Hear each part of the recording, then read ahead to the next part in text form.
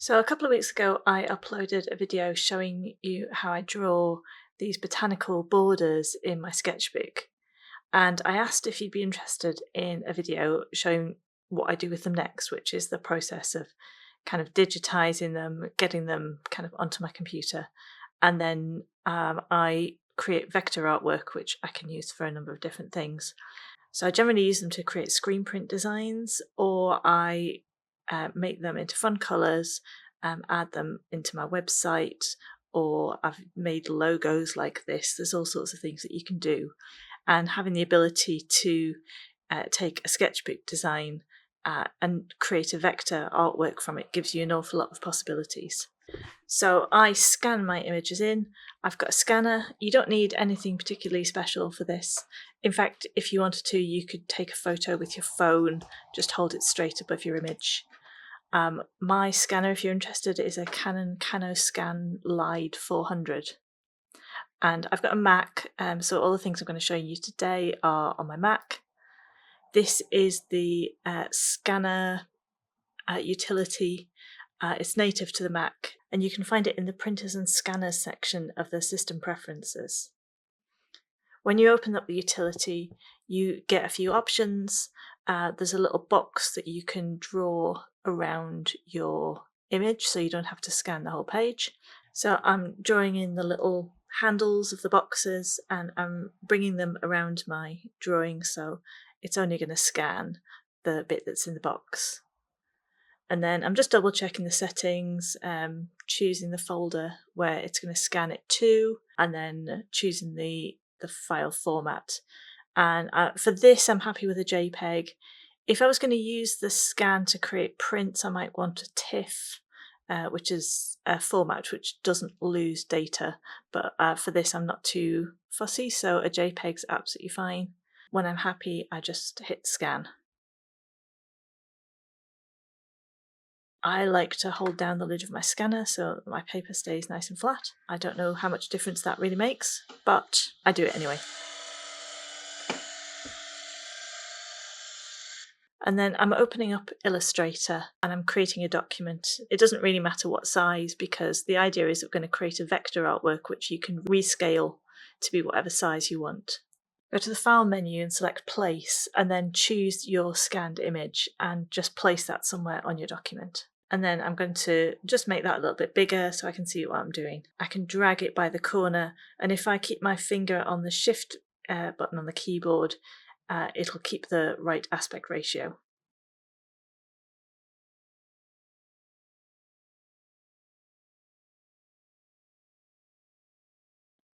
And then if I find the corner, wait till my cursor changes into the little corner icon, and then I can flip it around. And again, if I keep my finger on the Shift button, then it'll snap to upright.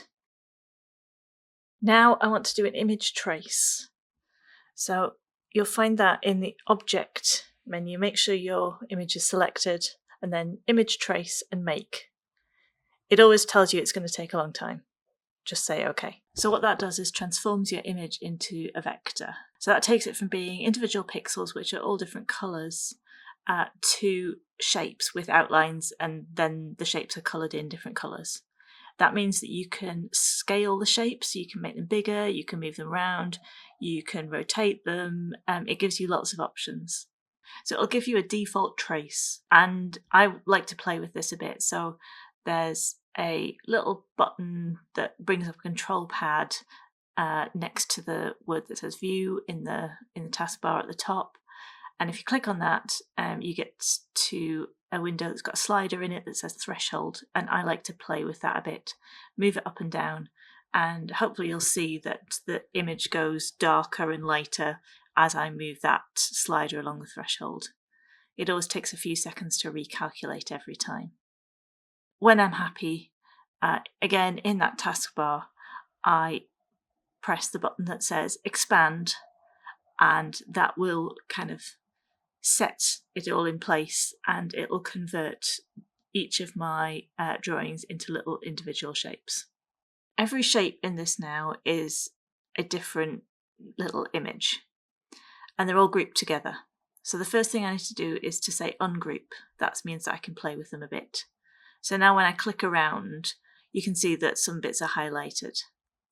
It's saved things in two colours, so black and white, but I want to get rid of the white. So I select the background, which is white, and then I go to the select menu and then say select same fill colour. That will select all of the white, and then I can cut that either by going to the edit and cut menu or by using Command C on the keyboard. That just leaves me with the black. So now each of these individual objects I can move around, I can rotate, I can scale, I can play with them to make them look however I want them to. I can take each of the individual sections that I've drawn here and I can use them individually. But if I want to keep them together, then it's useful to be able to group them. If I go to Object and then Group, for each of my little rows, I will keep all of those little bits together. So all of the leaves and flowers will stay together as one kind of chunk. So I do that for each of the rows and just create 6 different groups.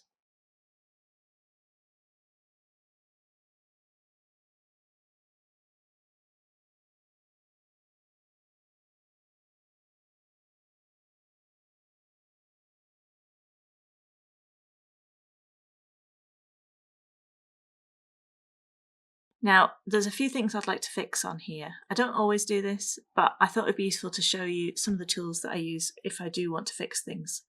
So there's a bit there where I wobbled with a pen, and I could leave it as it is, or I can fix it here. So I'm zooming in and out here.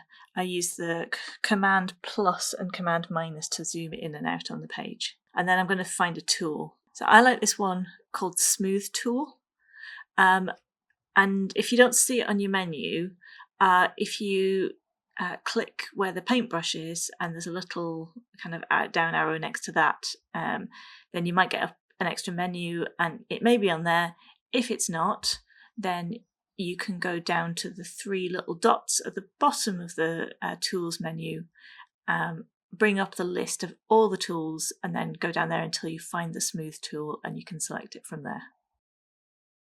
What this does is you click and you drag along the line and it just smooths out little bits of it. So it's just like stroking it. You're just stroking the lumps away. It's really it's quite subtle. That's why I quite like that one. So I've got some bits here where the lines that I put in didn't quite get transferred into the shapes quite as I'd like them. So I'm going to use the eraser tool to erase through bits of those lines. I can use the square brackets, the right one to make it bigger and the left one to make it smaller, and then just go in and erase the bits that I don't want.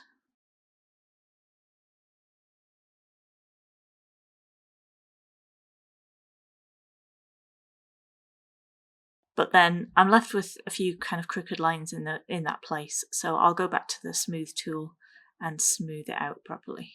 You've got to make sure that the thing that you want to smooth is selected each time.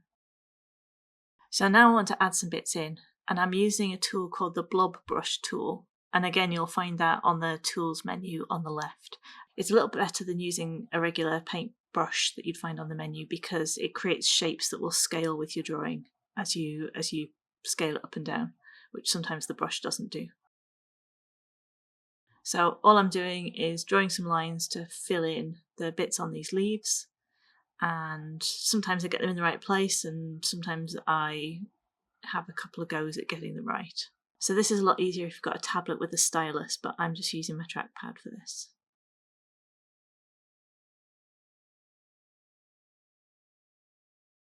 So now I've done all of the corrections that I want to do, and I want to play with some colours a little bit.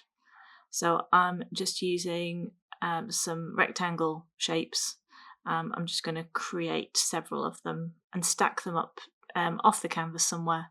They don't need to be on the canvas, you're not going to see these in the end. I'm just going to use them to create a little colour palette that I can use to colour my drawings.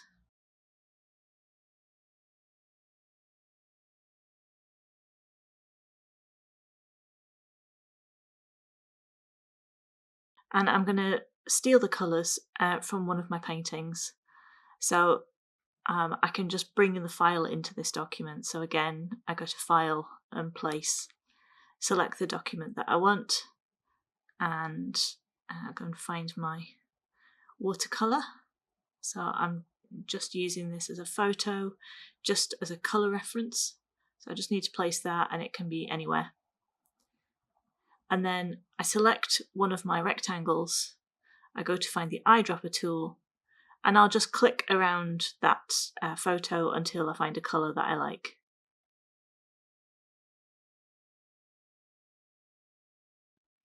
Then I'll select the next one, and again go and find a colour that I like somewhere on my painting, and maybe try a few different places to get some different colours.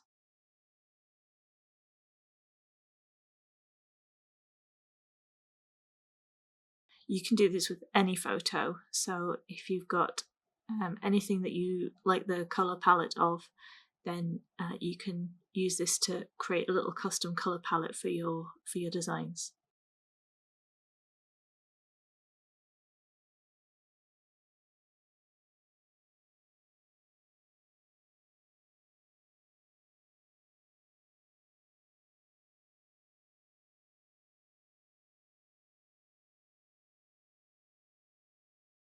And when I'm finished and I'm happy with the colours, I can simply select my painting and cut it out of my document.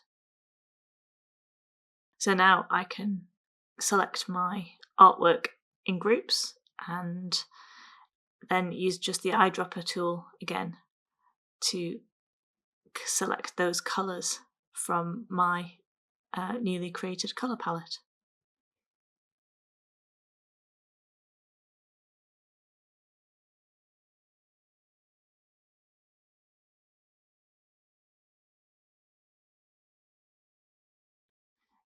Of course, you don't need to keep your little squares of colour there.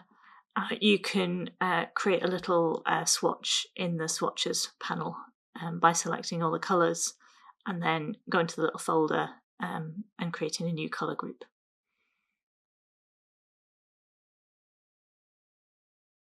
For these leaves and little flowers, I decided I wanted the flowers to be a separate colour, so I've actually gone into the group by double-clicking on it, and that allows me to change the colours of each element individually.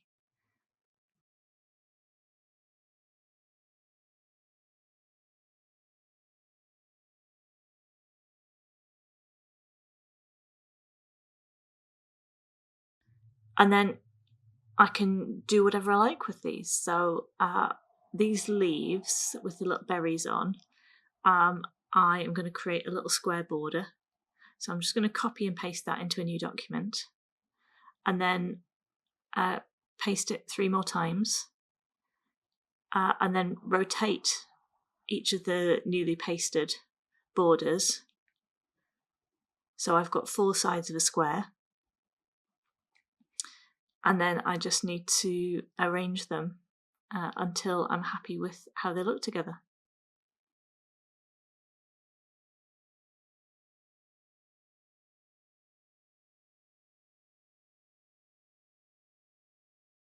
When I'm happy with the placement, I can select them all and then create a new group with all of the 4 in together, and I can resize them to be whatever size I want.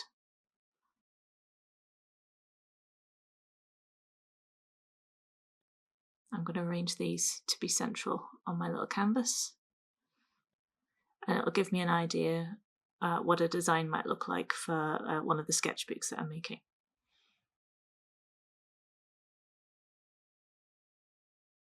So what else I've been doing with these is making little dividing borders for my website. So I'll take some of the designs and then repeat them. So I get like a nice long, narrow border that I can use to divide different sections. So sometimes it's really simple. It's just a case of cutting and pasting the elements, the groups, and then lining them up next to one another until I've got a nice long chain of them, and then creating a new group of the three elements joined together, which I can then resize however I like. I can do this with my other designs as well. And what you find is that some things repeat really, really simply, and other things need a little bit of work. So you can put two elements together next to each other and then just see how they look. And for this one, I decided that a couple of flowers where the join was were about the same size and on the same level, and they didn't look quite right. So I decided to play around with them a little bit and move one of them around and maybe resize it a bit. Any of the little elements you can copy, paste, rotate, resize, move around, place in new places. And if you copy items and kind of replicate them, it can look fairly obvious that they're copied. But if you just resize them and then rotate them a little bit, sometimes it becomes much less obvious that they're an exact copy of another element on the same page.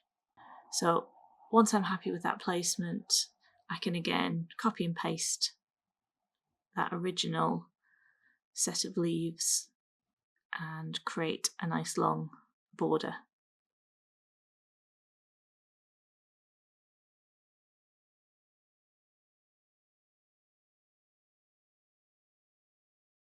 So I'm going to keep going and do the same on my other little patterns, just moving things around, doing little bits of tidying up, filling in areas, and then seeing how they look when they're repeated. And if I need to do any tweaks or changes to them, then that's what I'm doing in the same way that I've just showed you. When I'm happy with my designs, I copy them onto a new canvas again and then save them. And if you unclip the clip to artboard checkbox, then it will take away all of the extra blank space, so you end up with just the image. So I have the transparency box ticked so that I get a transparent background, and that's what I use on my website. I'll save it as a PNG. And I can save as many of them as I like, and I can save them in as many different colours as I like, and it gives me lots of variation and lots of choice. So Illustrator is a really complex program and there's lots you can do with it, and I've only really just scratched the surface. I kind of learn by working out what it is that I want to do and then finding a tutorial that shows me how to do that. There may be other ways of doing the things that I've done here, and probably lots of simpler ways too. But I'm really quite happy with the process, and yeah, for what I want to do with them, I think the outcome's quite good. I love seeing what you can do with drawings when you bring them into the digital realm, and the possibilities for that. So thanks very much for watching today. I really hope that you've enjoyed this, and I hope that you found it useful. If you did, then please give it a thumbs up. And if you'd like to see more videos from me, then please do subscribe. Thanks very much for watching. Bye bye.